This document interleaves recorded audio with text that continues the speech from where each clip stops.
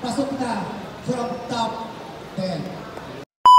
Yo, what up? Good day sa inyo mga boss madam. At ito, idadalo tayo ngayon sa digmaan ng Hagod 5. At pa-event nga pala to ni Uncle Bulldog na dito ginanap sa Gen Trias, Cavite, Barangay Santiago Cover Court. At nandito na nga tayo sa event at wala tayong lamesa. Aray ko. Late na nga tapos wala pang lamesa. Uncle Bulldog nga naman. Ayan si Uncle Bulldog. Napaka-solid niyang tao na yan. Grabe yung tao na yan. Napakasipag. Utos niya na. Sunod niya pa. So yun nga pala. Nag-utos si Uncle Bulldog na yung mga motor na nakaparking sa loob ay lilipat muna.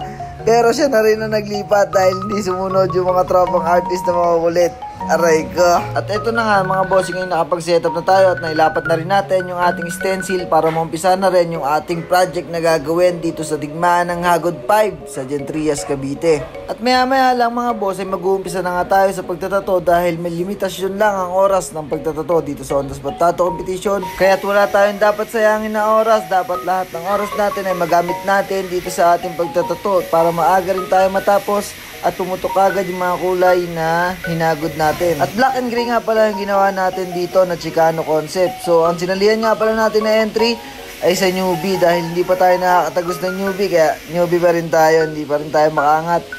Gustuhin man natin pero hindi pa rin natin kaya tumapat sa mga master natin na nakakataas, kaya solid na solid yung event na to mga boss. At ito nga pala yung trophy dito sa event ng digmaan ng Hagod 5 at napaka-solid nga naman. Sa trophy pa lang, panalo ka na. Tapos sa event pa na marami kang makakasalamuhan bagong artist, marami kang makikilala sa tattoo industry at marami kang mapupulot na aral dito sa On The Spot Tattoo Competition dahil lahat na naglaro dyan ay magagaling. Pwede kang humingi ng advice or pwede kang manghingi ng mga tips kung paano pa mas mapaganda yung ating ginagawa. So ayun nga pala, si Sir Delio nandyan din at si Sir Mako Salbahe nandyan din. Grabe yung mga gawa nila, ang lakas.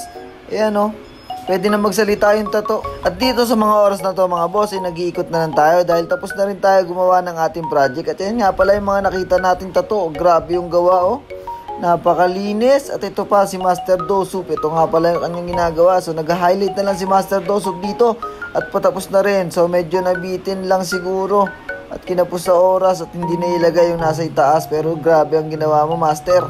Saludo sa'yo. Congratulations pati dyan sa may model mo. Let's go. At may nakita rin tayo dito napakabisang colored.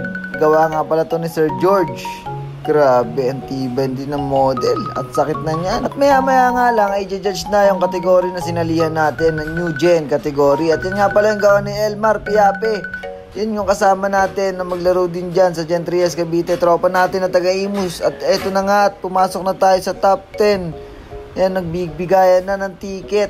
Maraming salamat sa inyo mga judge. Grabe ang solid nyo. Yan, si Sir Bong, sisipatin yung ating gawa at ibibigyan din niya ng ticket. Maraming salamat, Tatay Bong Arquines, ng may-ari ng Artec Inc. Pasok na from top 10. At sa hindi inaasahan ay nakapasok nga tayo sa top 10 at muling sinipat ulit ng mga judge para i-arrange yung ranking ng ating first to 10th place sa New Gen category. So ayan nga pala, sinisipat ulit ng mga judge yung ating ginawa kung karapat dapat ba na manalo sa top 10. At ayun nga mga boss, dahil nasipat na ng ating mga judge at tayo nakakuha ng 10th place. At akalain mo yun, nakapasok pa tayo ng 10th place out of 27 participants. Maraming salamat sa solid na event, Uncle Bulldog. At ito nga pala yung nagawa natin. Congrats nga pala sa lahat ng mga nanalo. Kita-kits ulit sa mga event na paparating. Peace out!